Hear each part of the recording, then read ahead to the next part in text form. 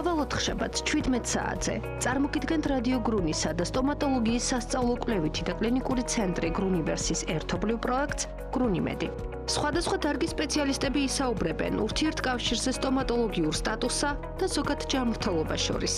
ეს ის გადაცემაა, რომელიც არ უნდა გამოგრჩეთ, რადგან ბევრ აქტუალურ საკითხთან ერთად განვიხილავთ ინტერდისციპლინურ მიდგომებს პრაქტიკულ სტომატოლოგიაში. გადაცემას უძღვება კლინიკა გრუნივერსის ხელმძღვანელი პროფესორი ნინო წილოსანი. გვისმინეთ ყოველ ოთხშაბათს 17 საათზე რადიო გრუნიზე. მოგესალმებით რადიო გრუნი წარმოგიდგენთ სამედიცინო პროექტს გრუნიმედი და დღეს გადაცემას გავუძღვები მე სტომატოლოგიური ცენტრის გრუნივერსის ხელმძღვანელი ნინო წილოსანი. დღეს ჩვენი გადაცემის სასაუბრო თემა იქნება პირის ღრუს რეაბილიტაცია დენტალური იმპლანტაციის საშუალებით და თანამედროვე იმპლანტოლოგიის შესაძლებლობები პრაქტიკულ სტომატოლოგიაში. მე ამ თემაზე სასაუბროდ დღეს მოვიწვია გადაცემაში კლინიკა გრუნივერსის ახალგაზრდა ძალიან ნიჭიერი ექიმები, ჩემი კოლეგები, ექიმი ორთოპედი ქეთი კობახიძე და ყვასახის ქირურგი და ასევე ექიმი ორთოპედი ვამე ხარატიშვილი. მოგესალმებით, კეთილი იყოს თქვენი ფეხი რადიო გრუნის ეთერში და პირველი კითხვით ალბათ გადავალ ვამეხთან. ვამეხ, მოდით ჩვენი მსმენელისთვის და მაყურებლისთვის კიდევ ერთხელ განვმარტოთ. ეს ალბათ უკვე ძალიან საზოგადოებისთვის ნაცნობი და ესეთი გაცვეთილი თემაა, მაგრამ მაინც შევახსენოთ ჩვენს პაციენტებს, რატომ არის უკბილობის შემთხვევაში დანაკლისი კბილის აღდგენის უალტერნატივო საშუალება დღეს მაინც დენტალური იმპლანტაცია. გამარჯობათ, პირველ რიგში მივესალმები მსმენელს. რაც შეეხება დასმოკითხვაზე თუ რატომ არის იმპლანტი უნივერსალური საშუალება დანაკლისი კბილების აღდგენისთვის, ზოგადად დანაკლისი კბილების აღდგენის რამდენიმე სხვადასხვა მეთოდი არსებობს. ეს მეთოდები არის როგორც მოსახსნელი კონსტრუქცია, ასევე ხიდისებური კონსტრუქციები, რომელიც საკუთარ კბილებს ეყრდნობა და ყველაზე უნიკალური ეს არის იმპლანტაცია. იმპლანტაციის საშუალებით ჩვენ მაქსიმალურად ვზოგავთ პაციენტის პირის ღრუს რესურსს და ვცდილობთ, რომ არსებული დეფექტები, ეს იქნება ესთეტიური თუ ფუნქციური დეფექტი, აღვადგინოთ ყოველგვარი პაციენტის რესურსების გამოყენების გარეშე, რის საშუალებასაც გვაძლევს იმპლანტი. ვამეხ, ძალიან ხშირად, როდესაც პაციენტებს ვთავაზობთ დენტალურ იმპლანტაციას, ერთ-ერთი პირველი კითხვა, რომელიც მათ უჩნდებათ, ეს არის რამდენ ხანს მუშაობს იმპლანტი პირის ღრუში, ანუ რამდენი ხანი ექნება დენტალურ იმპლანტს ექსპლუატაციის ვადა. რას ვეუბნებით ამ დროს? დენტალური იმპლანტის ექსპლუატაციის ვადა, ესე ვთქვათ, ესე გაწერილი არ არის. თუ იმპლანტს რაიმე ტიპის პრობლემა არ შეექმნა, ის მთელი ცხოვრება ექნება პაციენტს, ხოლო რაც შეეხება თვითონ იმპლანტის მწარმოებელი ფირმები, რეკომენდაციას იძლევიან დაახლოებით 15-20 წელი. მაგრამ ეს არ არის ყოველთვის 15-20 წელი, ძალიან დიდი მნიშვნელობა აქვს იმპლანტის ექსპლუატაციისთვის, თუ რამდენად კარგად უვლის პაციენტი იმპლანტს. ეს ყველა პირობა განაპირობებს იმპლანტის ექსპლუატაციის ხანგრძლივობა. შეიძლება ეს იყოს რამდენიმე წელი, შეიძლება ის იყოს მთელი ცხოვრება. რა თქმა უნდა, დაუმატოთ ალბათ, რომ სწორად ჩატარებული იმპლანტაცია კვალიფიციური ექიმის ხელში და შემდგომ უკვე პაციენტის მიერ შესრულებული რეკომენდაციები, რომელსაც მას ექიმი მისცემს, ეს არის უმნიშვნელოვანესი გახანგრძლივებისთვის, ხო? რა თქმა უნდა, ყველაზე მნიშვნელოვანი არის ეგ, რადგან თუ პაციენტი არ ასრულებს ექიმის მიერ მიცემულ რეკომენდაციებს, მაგ შემთხვევაში, ხშირ შემთხვევაში უბრალოდ ექიმი მაგ დროს იხსნის პასუხისმგებლობას იმპლანტის ექსპლუატაციაზე და იმპლანტაციის შემდგომ გართულებებს. რის გამოც სწორედ ჩვენ პაციენტს ხელს ვაწერინებთ ინფორმირებულ თანხმობაზე. ყველა უნდა იყოს ამის საქმის კურსში ნებისმიერი პაციენტი რაზე მიდის ის, ხომ, ამ კონკრეტული манипуляციის ჩატარების დროს. მოდი ვამეხ აქვე პაციენტებს შევახსენოთ, რომ რიგ შემთხვევებში ძალიან მცირე არის ასეთი შემთხვევები ალბათ პროცენტულად, მაგრამ არის გარკვეული კონდიციები, გარკვეული მდგომარეობები, როდესაც ჩვენ იძულებული ვართ პაციენტებს ვუთხრათ უარი დენტალურ იმპლანტაციაზე. აი, გასაგებად რომ აუხსნათ ჩვენ მსმენელს, რა შეიძლება ეს იყოს, მე ვგულისხმობ პაციენტის ზოგად მდგომარეობას, აი ზოგადი ჯანმრთელობის კონდიციები. ძალიან იშვიათად არის მსგავსი მდგომარეობა, როდესაც იმპლანტაციაზე უარს ვეუბნებით.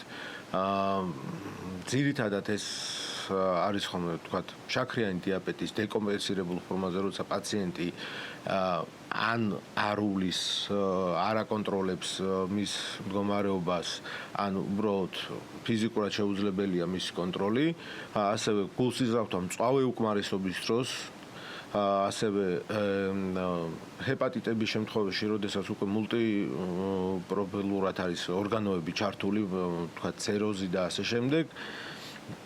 და ასევე ოსტეოპოროზის დროს, როდესაც პაციენტი ბიფოსფონატებით მკურნალობს და კიდევ ყველაზე ესე ვთქვათ რთული დაავადება, რაც კაცობრიობაში არის სიმსივნეები აქტიური ფაზაში პაციენტებზე ვსაუბრობ, რომლებიც გადიან ქიმიო ან სხიურ თერაპიას. მაგ შემთხვევაში ჩვენ უბრალოდ თავს ვიკავებთ, ველოდებით პაციენტის გამოჯანმრთელებას და შემდგომში რა თქმა უნდა შესაძლებელია. კი ბატონო. ვამეხ დღეს ძალიან ფართოდ გამოიყენება თანამედროვე იმპლანტოლოგიაში ეგრეთ წოდებული შაბლონებით იმპლანტაცია და ჩვენს კლინიკაში უპირატესობას სწორედ ამ მეთოდს ვანიჭებთ. თუ შეგიძლია ორი სიტყვით რომ აუხსნათ მსმენელს, რას გულისხმობს შაბლონით იმპლანტაცია, ანუ დენტალური იმპლანტაციის ჩატარება და რა უპირატესობა აქვს ამ მეთოდს შაბლონის გარეშე იმპლანტაციასთან შედარებით. აი ქირურგის გადმოსახედიდან მოდით, როგორც ყმასახის ქირურგის შეხედულება როგორია ამის თავზე. შაბლონი ძირითად შემთხვევაში არის იმისთვის, რომ გვეხმარება უფრო ზუსტ იმპლანტაციაში არსებული შეცდომები, რაც შეიძლება მოხდეს ოპერაციის დროს, ამ შეცდომების მინიმალურ დონეზე დაყვანას შეგვეხმარება. ასევე შაბლონის შემთხვევაში ბევრად ნაკლები ინვაზიურია თვითონ ოპერაცია და პოსტოპერაციული პერიოდიც პაციენტისთვის პირდაპირ უფრო გამარტივებულია. და პლუს ანატომიურად ხშირად გვაქვს ხოლმე ისეთი შემთხვევები, როდესაც იმპლანტაცია საკმაოდ რთულია, გარკვეულ ანატომიურ სტრუქტურებთან სიახლოვის გამო.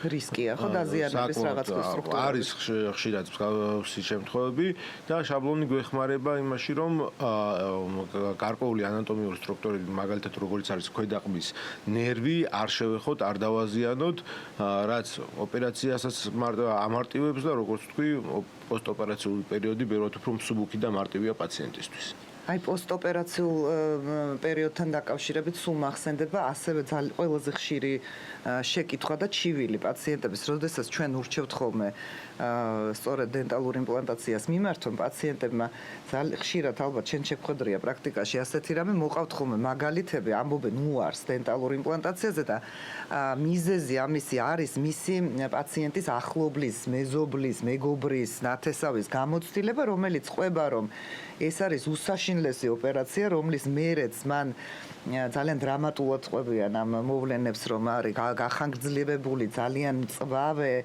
სრულიად აუტანელი ტკივილები და ძალიან მძიმე პოსტოპერაციული პერიოდი მოყვება ამას ყველაფერს და ამის გამო იკავებენ თავს დენტალურ იმპლანტაციასთან დაკავშირებით.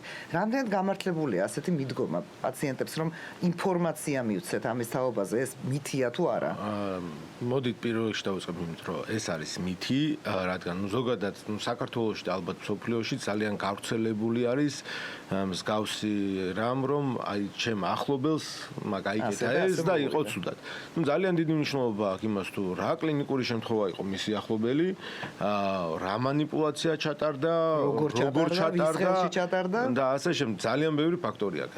როგორც წესი, სტანდარტულ შემთხვევაში, ესე ვთქვათ, იმპლანტაციის შემდგომ, რა თქმა უნდა, არის დისკომფორტი, არის ცოტა შეშუპება, ასე შემდეგ, რომელიც დაახლოებით 2-3 დღის განმავლობაში გრძელდება. არსებული ტკივილი ძირითად შემთხვევაში ექვემდებარება ნებისმიერ მსუბუქ ტკივილ გამაყუჩებელს და რეაბილიტაციის პერიოდი დაახლოებით გრძელდება 5 დღე საბოლოო ჯამში. ოპერაციიდან საბოლოო გამოჯანმრთელებამდე. დიდი მადლობა. კეთი, ახლა თქვენთან გადმოვალ ამ იგივე შეკითხვით შაბლონებთან დაკავშირებით. რადგან დღეს ეს თემა ძალიან აქტუალურია, ეხლა გვაინტერესებს აი ორთოპედის თვალით დანახული ორთოპედის გადმოსახედიდან რა უპირატესობები აქვს ამ შაბლონით იმპლანტაციის ჩატარებას? რატომ არის ჩვენი არჩევანი, მაგალითად, ჩვენ კლინიკაში ეს მეთოდი? შაბლონს ძალიან დიდი როლი აქვს ორთოპედიული კონსტრუქციის საბოლოო შედეგთან მიმართებაში. იმპლანტის პოზიციის განსაზღვრა ხდება საბოლოო შედეგზე ორიენტირებით, რაც გულისხმობს იმას, რომ შემდგომში კონსტრუქცია იქნება როგორც ესთეტიურად, ასევე ფუნქციურად გამართული. ამავდროულად ჩვენ კონსტრუქციას ვამზადებთ წინასწარ, მის პოზიციას, მდებარეობას პირისყრუში ყველაფერს ასე ვთქვათ საზღვრავთ, რაც ტრამვულ ოკლუზიას გვარიდებს თავიდან. რას ნიშნავს ტრამვული ოკლუზია? ამის შედეგად იმპლანტების გადატვირთვა არ მოხდება, თუ კი ავწდებით ამ ტრამვებს. რაც ძალიან მნიშვნელოვანია იქიდან გამომდინარე, რომ თუ კი მოხდა იმპლანტის გადატვირთვა, ბუნებრივია, რომ ახალ ჩასმულ იმპლანტს დავკარგავთ. შესაბამისად, ამის პრევენციას ერთგვარად შაბლონით ვახდენთ. პლუს ამას დადებითი მხარი აქვს ის, რომ პაციენტმა იცის, როგორი იქნება მისი საომავლო კბილები. წინასწარ იცის. წინასწარ იცის, რა თქმა უნდა. იმპლანტაციამდე ალბათ. იმპლანტაციამდეც შეგვიძლია შევთანხმოთ პაციენტს ფორმები და ასე შემდეგ. პლუს ამას პაციენტი მიდის მომენტალურად კბილებით, რაც ერთგვარი კომფორტია, იმიტომ რომ პაციენტს არ უწევს თვეების მანძილზე უკბილოთ სიარული, რაც რეალურად ყოველთვის პრობლემას წარმოადგენს და იმპლანტის ოსტეოინტეგრაცია სჭირდება რამდენიმე თვე აუცილებლად და რამდენიმე თვის მანძილზე უკბილობა სერიოზული დისკომფორტია პაციენტისთვის. შესაბამისად, ერთ-ერთ პრიორიტეტად აღიქმება შაბლონით იმპლანტაცია ასეთ დროს.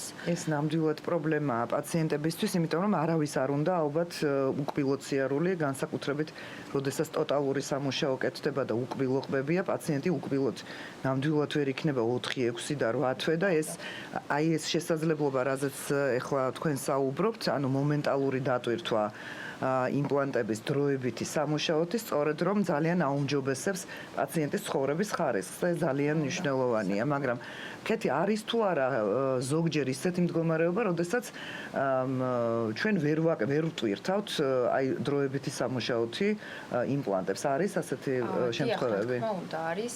იქიდან გამომდინარე, რომ თუ კი იმპლანტი ძალიან გადავტვირთეთ და კიდევ ერთხელ გამოვარდები, რომ ამ შემთხვევაში იმპლანტის დაკარგვის რისკები იზრდება, ბრუქსიზმი არის ერთ-ერთი ასე ვთქვათ უკანაჩვენებია ბრუქსიზმის დროს. იმიტომ რომ ეს არის პათოლოგია, ამგვარი რომ კუნთების ტონუსის შედეგად ძილში პაციენტები იმდენად აწვევიან კბილებს აგრაჭუნებენ, ხო? ეგრეთ წოდებული კბილების კრაჭუნი, დიდ ზეწოლას ახდენს იმპლანტზე და შესაბამისად ეს რა თქმა უნდა არ შეიძლება და მიუღებელია გადატვირთავს. ასევე ვითვალისწინებთ პაციენტის ძვლის მდგომარეობას, იმიტომ რომ ძვლის ტიპები არსებობს ბუნებრივია სხვადასხვაგვარი, მისი სიმკვრივიდან გამომდინარე. თუ კი ძვალი არის, ესე ვთქვათ, მეტად რბილი, ასეთ შემთხვევაში რა თქმა უნდა თავსვარი და არ არის რეკომენდირებული მომენტალური დატვირთვა. ფსიქოემოციური სტატუსი პაციენტის ასევე დიდ გავლენას ახდენს. კეთი კიდე რა უპირატესობა აქვს აი ამ დროებითი კონსტრუქციის დამზადების შესაძლებლობას პაციენტისთვის? რა ბენეფიტია ეს პაციენტისთვის? ბატონო, პაციენტს აქვს დრო, რომ დააკვირდეს საკუთარ დროებითი კონსტრუქციას, ანუ კბილებს, რამდენად მოხდება მისი ადაპტაცია ახალ კბილებთან და ახალ ჰიმილთან. თუ კი მას რაიმე შესწორები შეტანა უნდა, ასე ვთქვათ, მუდმივ სამუშაოს უკვე გეგმავთ მასთან ერთად, კორექტირებასაც ვაკეთებთ ამ დროის დაკვირვების შემდეგ და ისეთ შემთხვევებში, როდესაც დროებით კონსტრუქციას არ ვაკეთებთ, გვიწევს მუდმივ სამუშაოს კორექცია. იმიტომ რომ პაციენტს შესაძლოა არ მოწონდეს თუნდაც ფერი, ფორმა, ზომა კბილის, ამასაც რა თქმა უნდა სამუშაოს გადაკეთებას გულისხმობს ეს, რაც ალბათ არ არის სასურველი, ხო, მუდმივი კონსტრუქციისთვის. რა თქმა უნდა, შესაბამისად, დროებითი კონსტრუქცია ამის საშუალებას გვაძლევს, რომ ეს ყველაფერი ავირიდოთ თავიდან.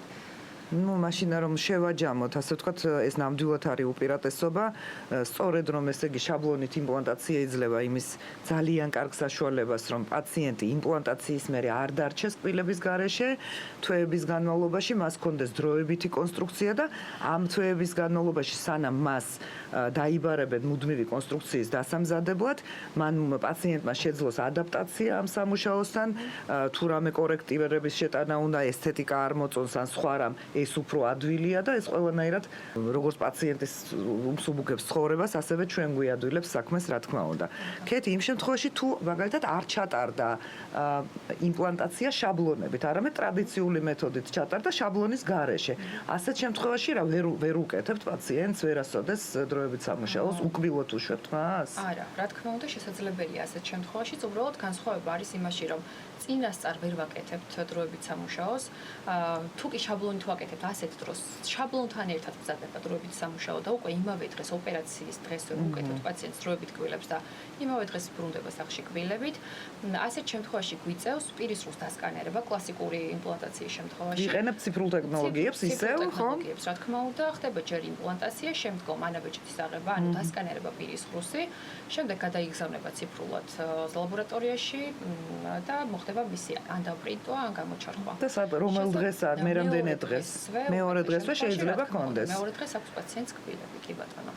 ვამეხ ჩვენ ვისაუბრეთ იმაზე თუ რა ფაქტორებია ეს ხელშემშლელი ჩვენთვის ზოგადი ჯანმრთელობის მდგომარეობაზე მაქვს საუბარი, როდესაც ჩვენ ვერ ვახერხებთ დენტალური იმპლანტაციის ჩატარებას.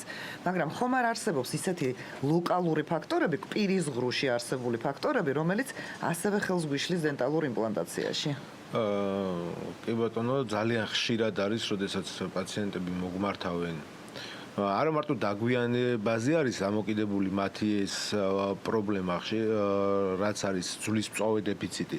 რა დროსაც ჩვენთვის რთულდება იმპლანტაცია და ზოგ შემთხვევაში შეუძლებელიც არის, რომ იმ კონკრეტული სურათის მიხედვით, მაგრამ საბედნიეროდ ჩვენ შეგვიძლია ძვლოვანი დეფექტების აღმოფხვრაც არსებობს ამის გზა. კი, რა თქმა უნდა. ანუ მოდით განუმარტოთ პაციენტს, რომ თუ მას აქვს ძვლის დანაკლისი, ანუ არასაკმარისი ძვალი. ეს იმას არ ნიშნავს, რომ გამორიცხულია. გამოსავალი არ არსებობს. გამოსავალი არსებობს, რაშიც გვეხმარება ჩვენ ხელოვნური ძვლები. და ასევე ავტოტრანსპლანტაცია. ავტოტრანსპლანტაცია გულისხმობს იმას, რომ პაციენტის ძვალს გადავნერგავთ ყბის ძვალზე და ასევე ხელოვნური ძვლების გამოყენების საშუალებით ჩვენ შევქმნით ძვლის მოცულობას. გარკვეული დროის შემდეგ, რა თქმა უნდა, შესაძლებელია იმპლანტაციის ჩატარება. რა თქმა უნდა, მას სჭირდება სათანადო კვლევები და სამწუხაროდ ამ შემთხვევაში უბრალოდ მეტად უფრო გვიხანგრძლივდება კორნალობის პროცესი დროში ხანგრძლივდება. თუმცა შედეგის გაუმჯობესებისთვის ამას ძალიან დიდი მნიშვნელობა აქვს. აუცილებელია. პაციენტი მიიღებს სტაბილურ შედეგს. რა თქმა უნდა, აუცილებელია და მიიღებს ბევრად უკეთეს შედეგს და ისევ იგივეს გავიმეორებ, რომ ყველა ვარიანტში იმპლანტაცია არის უალტერნატივო მეთოდი დანაკლისი კბილების აღდგენისთვის. რა თქმა უნდა. კეთი, ვამეხმა ახსენა პრობლემა, რომელიც უკავშირდება ძვლის დეფიციტს. ანუ ჩვენთვის მნიშვნელობა აქვს პაციენტს როგორი ხარისხის და მოცულობის ძვალი აქვს, ხო? რომ შევძლოთ დენტალური იმპლანტის ჩანერგვა ყბის ძვალში. აქვს თუ არა მნიშვნელობა ამასთან ერთად რბილი ქსოვილების დეფიციტს, ან რბილი ქსოვილების ხარისხს, როგორც იმპლანტაციისთვის, ისე შემდგომ ორთოპედიული კონსტრუქციების თვალსაზრისით. კი ბატონო, პირდაპირ კავშირშია, იმიტომ რომ საღი, ჯანსაღი კერატინიზირებული, ასე ვთქვათ, ფლორწოვანი გარსი გრძილი ქმნის ბიოლოგიურ ბარიერს იმისათვის, რომ მიკრობებით ინვაზია არ მოხდეს იმპლანტის. უკვე ჩატარებულ იმპლანტაციაზე, ხო? უკვე ჩატარებულ იმპლანტაციაზე, რაც რეალურად ძალიან მნიშვნელოვანია, იმიტომ რომ თუ კი მოხდება ბაქტერიული ინვაზია, იქ მივიღებთ რიგ გართულებებს, როგორც არის ძვლის რეზორბცია, ანთებითი პროცესი და ასე შემდეგ. ანუ პაციენტს რომ აუხსნათ, შეიძლება იმპლანტის გარშემო ინფიცირების გამო განვითარდეს პერიიმპლანტიტი, ეგრეთ წოდებული და ამის შედეგად იმპლანტი დაიკარგოს უბრალოდ. შესაბამისად, ძალიან დიდი მნიშვნელობა აქვს როგორც ორთოპედიული კონსტრუქციასთან მიმართებაში, ასევე უშუალოდ იმპლანტაციასთან მიმართებაში. ანუ იმპლანტის ექსპლუატაციის ვადა არის პირდაპირ პროპორციულად დამოკიდებული ქსოვილების ხარისხზე და ალბათ აქაც შეგვიძლია ჩარევა თუ გვაქვს დეფიციტი, არა? არის ასეთი საშუალებები. რბილი ქსოვილების დეფიციტთან დაკავშირებით ხდება, რა თქმა უნდა, ასეთ შემთხვევაში აუცილებლად გამოსავალი აქაც არის. არსებობს, ბუნებრივია. აქ ტარდება პირველ რიგში პერიოქირურგია და შემდგომ ტარდება უკვე იმპლანტაცია. შესაბამისად, მოძრავი ლორწოვანის პირობებში ვცდილობთ, რომ არ გავაკეთოთ, ესე ვთქვათ, არ ჩავერიოთ როგორც ქირურგიულად, ასევე ორთოპედიულად.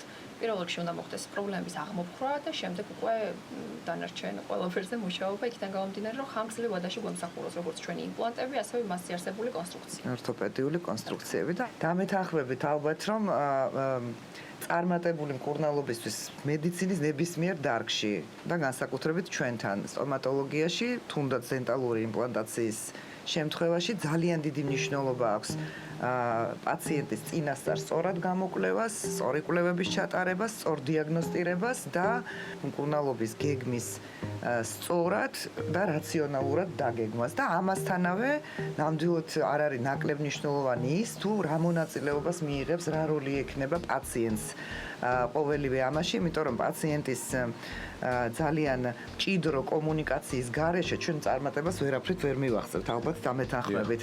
თუ არ წამოყვა პაციენტი ყველა ჩვენ რეკომენდაციაზე და თუ არ შეასრულან მან ზედმიწევნით ექიმის რჩევები, ვერაფრით ვერ იქნება ვერც ერთი ჩატარებული მკურნალობა წარმატებული. და მე იმედი მაქვს, რომ ჩვენი პაციენტები ამას გაითავისებენ ძალიან კარგად. ასეთი იყო დღევანდელი გადაცემა გრუნიმედი. მე გემშვიდობებით საუკეთესო სურვილებით გისურვებთ ჯანმრთელობას.